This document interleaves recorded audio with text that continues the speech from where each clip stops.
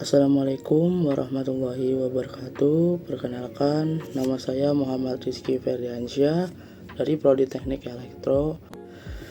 Kali ini saya akan menjawab pertanyaan-pertanyaan yang biasa ditanyain sama teman-teman saya yang dari luar Teknik Elektro. Banyak teman saya yang bertanya-tanya mengapa lampu itu bisa menyala, ponsel bisa dicas. Jawabannya adalah salah satu kekuatan terbesar di dunia kita elektrolistrik atau yang sering disebut listrik. Listrik bukan hanya energi, ia adalah fondasi dari hampir semua modern. Dalam penjelasan ini, kita akan membahas secara mendalam mulai dari dasar-dasar fisika hingga aplikasi sehari-hari. Nah, mari kita mulai. Apa sih listrik secara dasar itu? Listrik secara dasar adalah bentuk energi yang dihasilkan oleh gerakan partikel-partikel bermuatan listrik, terutama elektron. Elektron itu adalah partikel subatomik yang membawa muatan negatif dan di dalam atom, unit terkecil dari segala materi.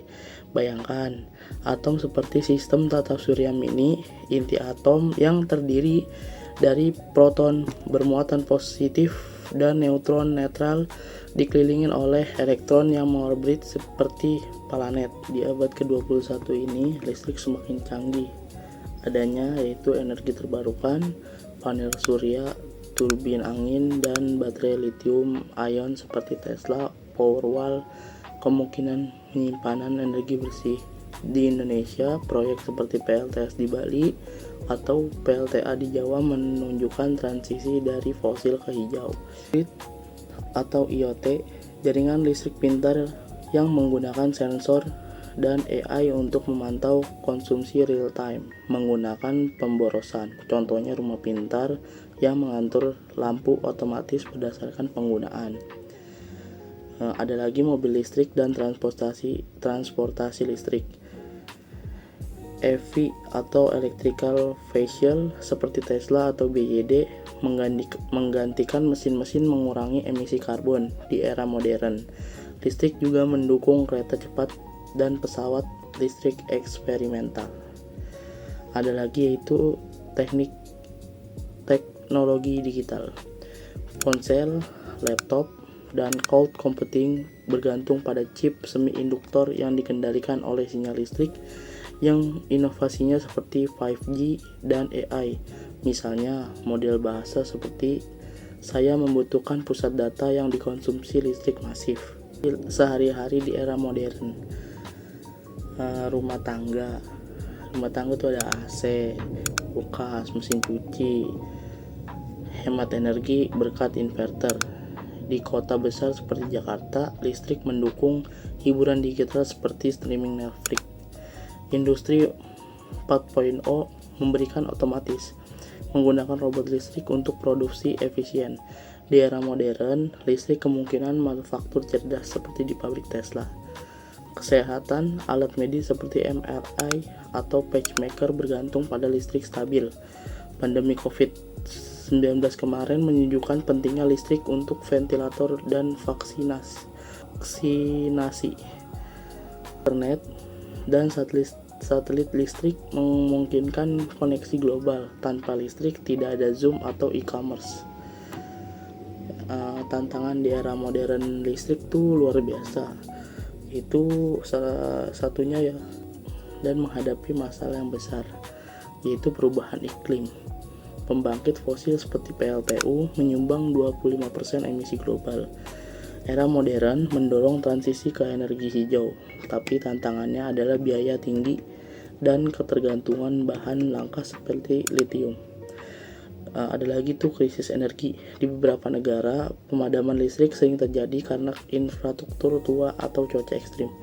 Di Indonesia, PLN berjuang dengan defisit pasokan di musim kemarau. Ada lagi tuh ketimpangan akses. Sekitar 840 juta orang di dunia belum punya akses listrik di era modern ini. Inisiatif seperti Sustainable Development Goals SDGs bertujuan menyediakan listrik universal.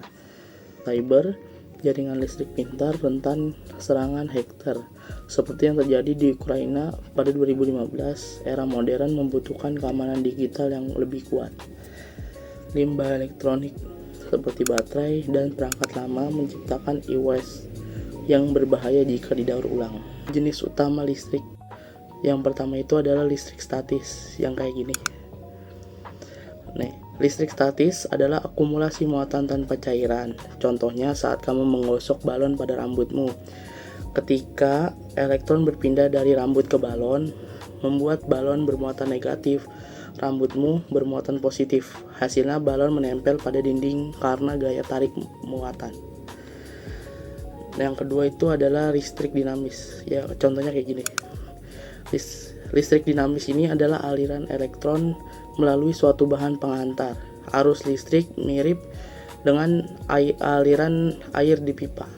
Ia membutuhkan sumber jalur sirkuit dan beban perangkat yang menggunakan energi. Arus listrik diukur dalam ampere, tegangan dalam volt, dan daya dalam watt. Yang kedua itu bagaimana sih listrik dihasilkan? Listrik itu tidak muncul begitu saja. Ia dihasilkan melalui konversi energi dari bentuk lain. Ada beberapa metode utama. Pembangkit listrik konvensional, contohnya kayak gini. Di pembangkit tenaga uap PLTU, bahan bakar fosil seperti batu bara atau gas bakar untuk menghasilkan uap panas. Uap ini memutar turbin yang berhubung ke generator. Generatornya bekerja berdasarkan hukum induksi elektromagnetik Faraday. Banyak teman-teman generator tuh kayak gimana nih, kayak gini nih generator. Gerakan magnetik di dekat kumparan kawat menghasilkan arus listrik. Di Indonesia, PLTU seperti Suralaya menyediakan sebagai listrik nasional. Nah, habis itu ada lagi pembangkit listrik tenaga air atau PLTA. Air dari waduk dialirkan melalui turbin memutar generator. Ini lebih bersih karena menghasilkan emisi karbon, tapi tergantung pada cuaca hujan. Di situ ada sumber terbarukan. Panel surya tenaga matahari menggunakan sel fotovoltaik untuk mengubah cahaya matahari langsung menjadi listrik melalui efek fotolistrik. Untuk mengubah cahaya matahari langsung menjadi listrik melalui efek fotolistrik ditemukan oleh Albert Einstein. Turbin angin mengubah energi kinetik angin menjadi listrik. Bahkan tenaga panas bumi atau gelombang laut bisa digunakan di era sekarang. Di era energi terbarukan semakin populer untuk mengurangi dampak lingkungan. Yang habis itu ada baterai dan sel. Untuk skala kecil seperti baterai, seperti ada yang di ponselmu, mengubah energi kimia menjadi listrik melalui reaksi elektrokimia. Secara global, listrik menghasilkan pembangkit lalu didistribusikan melalui jaringan transmisi kabel tegangan tinggi ke rumah. Di Indonesia, PLN, perusahaan listrik negara, mengelola ini dengan tantangan seperti kendalaan pasokan dan transisi ke energi hijau. Yang ketiga, jenis-jenis listrik itu apa aja sih? Jenis-jenis arus listrik yaitu arus sahara atau DC yang kayak gini. Apa sih itu arus DC? Arus DC itu elektron yang mengalir dalam suatu arah saja. Contohnya baterai atau panel surya. Di situ arus bolak-balik atau AC. Arus AC yaitu elektron yang berubah arah secara periodik, biasanya 50 sampai 60 kali per detik. Nikola Tesla mempromosikan AC karena lebih efisien untuk transmisi jarak jauh. Kebanyakan rumah menggunakan AC. Selain itu, ada listrik di tinggi untuk transmisi dan tegangan rendah untuk rumah tangga seperti 220 volt di Indonesia. Yang keempat yaitu bagaimana sih listrik bekerja di kehidupan sehari-hari. Listrik bekerja melalui sirkuit tertutup. Bayangkan sirkuit sebagai lingkaran sumber, misalnya baterai atau stop kontak, menyediakan energi kabel sebagai jalur dan perangkat sebagai beban. Ketika saklar dinyalakan, arus mengalir menghasilkan efek seperti cahaya, panas, dan gerakan. Contoh aplikasinya yaitu pencahayaan bola LED. Di bola LED, arus listrik membuat dioda memancarkan cahaya lebih efisien daripada bola pijar. Habis itu ada elektronik, ponselmu yang digunakan listrik untuk memproses data, mengisi baterai, dan menjalankan aplikasi komputer bergantung pada chip silikon yang dikendalai oleh sinyal listrik. Ada lagi transportasi, kayak mobil listrik seperti Tesla menggunakan motor listrik yang digerakkan oleh baterai. Kereta api listrik lebih cepat dan bersih. Ada lagi yaitu di industri, banyak pabrik menggunakan listrik untuk mesin, robot, dan proses manufaktur. Bahkan listrik kemungkinan komunikasi global melalui internet, satelit. Tanpa listrik, di dunia kita akan kembali ke era pra-industri. Bayangkan tidak ada AC, kulkas, bahkan lampu di jalanan. 5. Yang terakhir, keselamatan dengan listrik. Listrik ini luar biasa, tapi juga berbahaya. Arus listrik bisa menyebabkan kejutan luka, bakar, atau serangan jantung jika melewati tubuh. Aturan keselamatan. Aturan keselamatannya itu, jangan sentuh kabel rusak atau benda basah saat menggunakan peralatan listrik. Gunakan grounding, penghubung ke tanah untuk mencegah kebocoran arus. Di rumah, pastikan instalasi listrik diperiksa secara berkala. Jika terjadi kejutan, jangan sentuh benda non-konduktor untuk memutus sirkuit. Di Indonesia, Badan Pengawas Tenaga Listrik (BPTL) mengawasi keselamatan ini. Kesimpulannya, elektrolistrik adalah energi yang menggerakkan di dunia kita. Dari yang sederhana seperti menyalakan lampu hingga yang kompleks seperti kecerdasan buatan.